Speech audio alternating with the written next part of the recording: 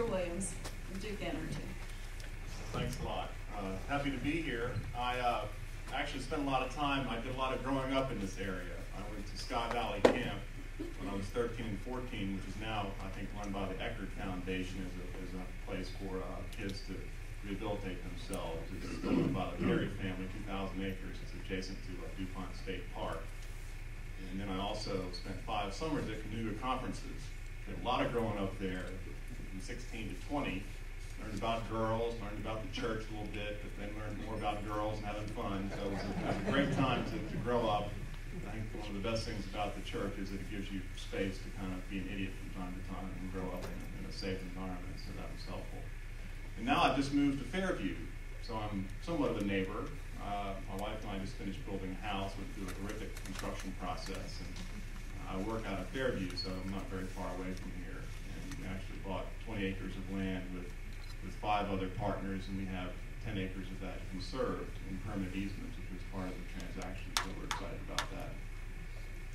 I've been with Duke since '92, and I'm going to keep this very informal, but we can take it anywhere y'all want to go. I've worked in a lot of different areas in Duke. When I initially got there, I worked with the fossil area in the coal plants in the Carolinas. Then I worked in California for the energy crisis. I went out to help permit new plants there when deregulation hit in the late 90s.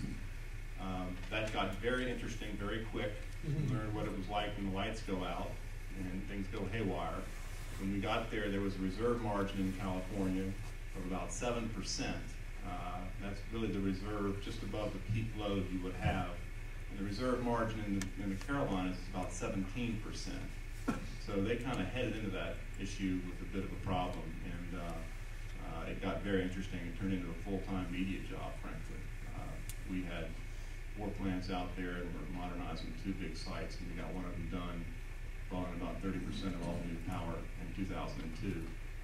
Then I came back to Duke Power, moved back to Charlotte, and most recently I worked specifically with the CEO, Jim Rogers. I spent a lot of time with him.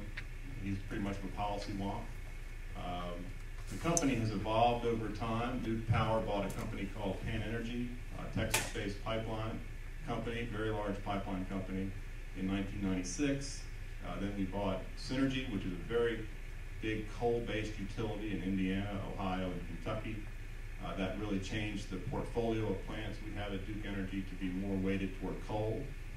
Then we spun off the gas pipeline into something that's now called Spectra Energy, which is traded separately on the stock exchange. And so we've kind of morphed and grown and contracted and changed sizes a good bit.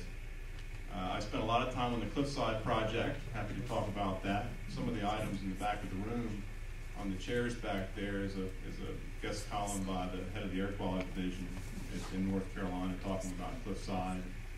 Also back there is something from our website about our emissions profile, much of which has gotten much better, due in large part in the Carolinas at least to the Clean Smokestacks Act that was referenced earlier.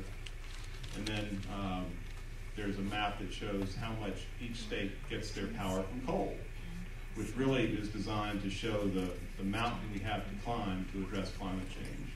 When you have a state like Indiana that's 96% coal, there's a lot to be done to decarbonize, so to speak, that generation fleet, flip and change that entire profile. So those are items, if you'd like to look at those in the back of the room.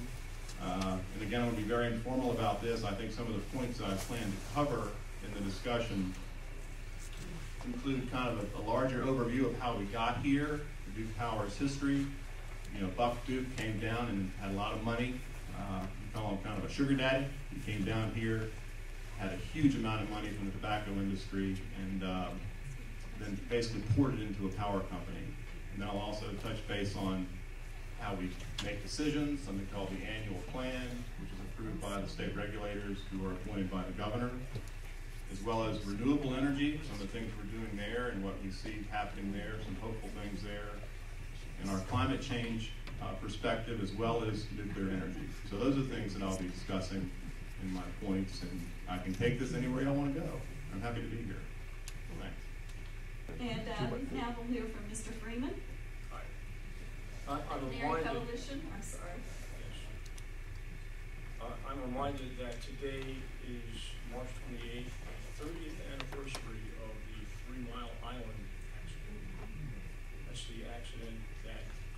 happen, didn't happen, and could never happen again.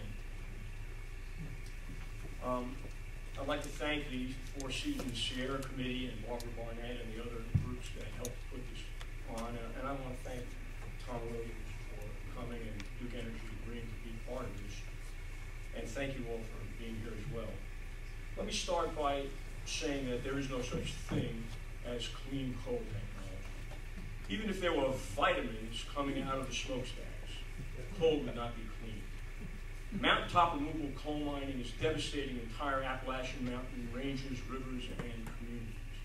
Toxic coal ash waste piles are accumulating next to each of the hundreds of power plants across the nation, each next to a major freshwater main. But in addition, it isn't vitamins coming out of the smokestacks. So the short answer to the question, will clean coal technology solve the energy crisis, is no, because there is no such thing as clean coal technology.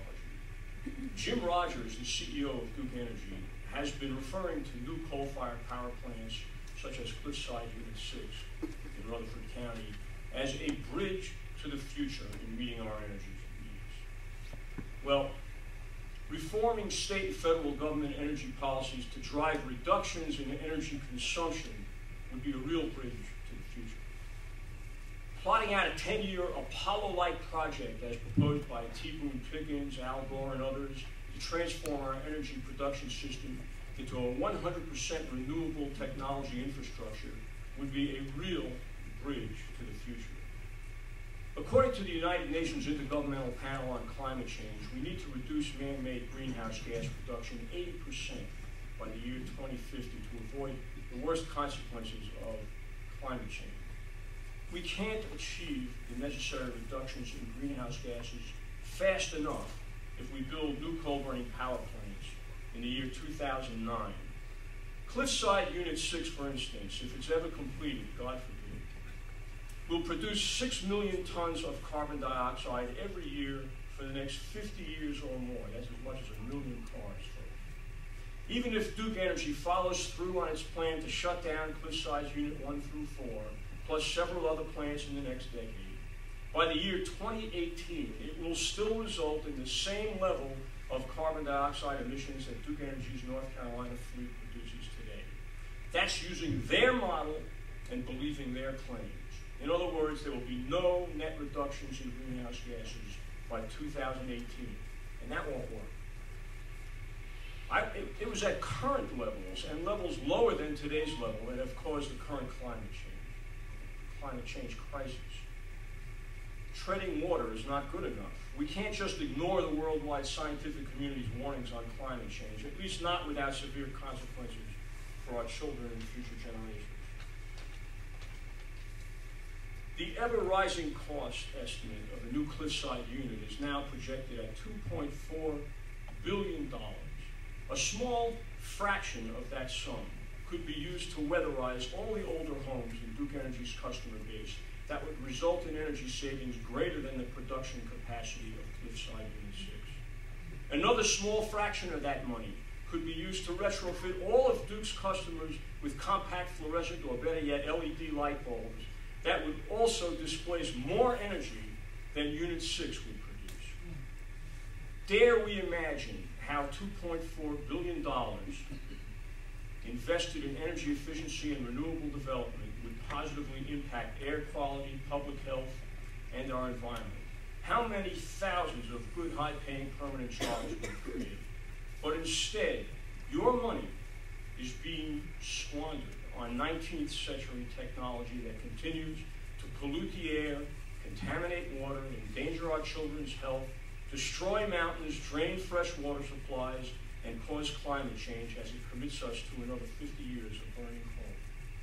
That is not a bridge to the future. Burning coal in the year 2009 is the ultimate bridge to nowhere.